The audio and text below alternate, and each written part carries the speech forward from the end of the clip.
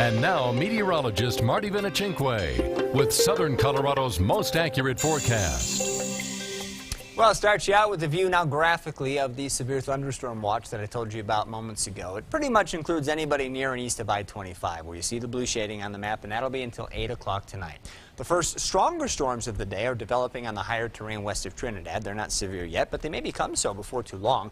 And at this point, some gusty wind, as well as some at least small hail to about the size of dimes or so, as well as some frequent lightning should start to develop with these cells as they approach the interstate. Elsewhere, we've just had a few showers and storms to the west of Denver. But the atmosphere has a lot of water to work with.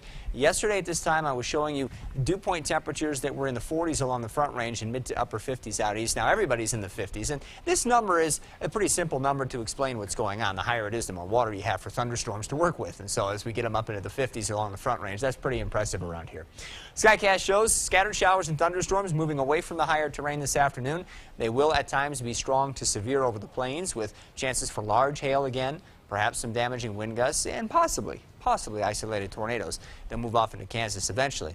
Now, Skycast is suggesting by 9 o'clock we're done with all of this activity. I'm not sure I'm ready to jump on that bandwagon just yet. Whether it's thunderstorm outflow creating new cells or another surge of cooler air that's moving towards the area tomorrow morning, there could be some pockets of showery activity, kind of like we had last night. I don't think we'll have any severe weather late tonight, but I wouldn't be surprised to have a few showers out there either.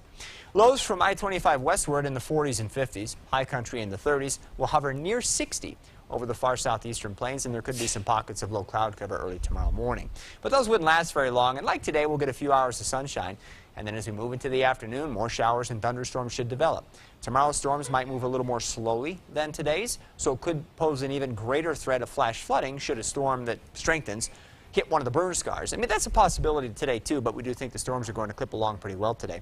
Highs tomorrow in the 60s and 70s across the plains, and really not much difference as you head up into the higher terrain. It's an indication of this shallow layer of cool, moist air in the thunderstorms, but you don't see a lot of differentiation in the temperatures from the higher terrain to the lower terrain.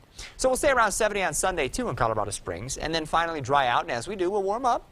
Should get back into the 80s Tuesday and Wednesday, and then we'll start tracking another weak cold front that may bring another shot of low-level moisture into the area by Thursday and Friday. If so, we'll have another chance for some thunderstorms.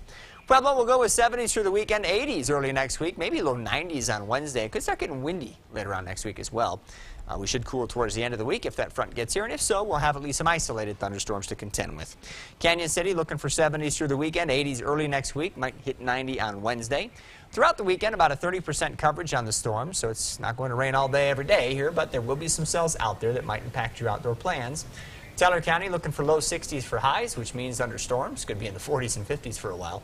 We'll get you back into the 70s about Tuesday of next week, and looks like we'll get at least a couple of days to catch our breath there and get dry for a while. But hey, we're underway now. The first storms are developing. Again, they look like they're going to be strong. We'll be here through the afternoon tracking them for you, and hopefully nothing too crazy happens. Let's hope so. Thanks, Marty. You're welcome.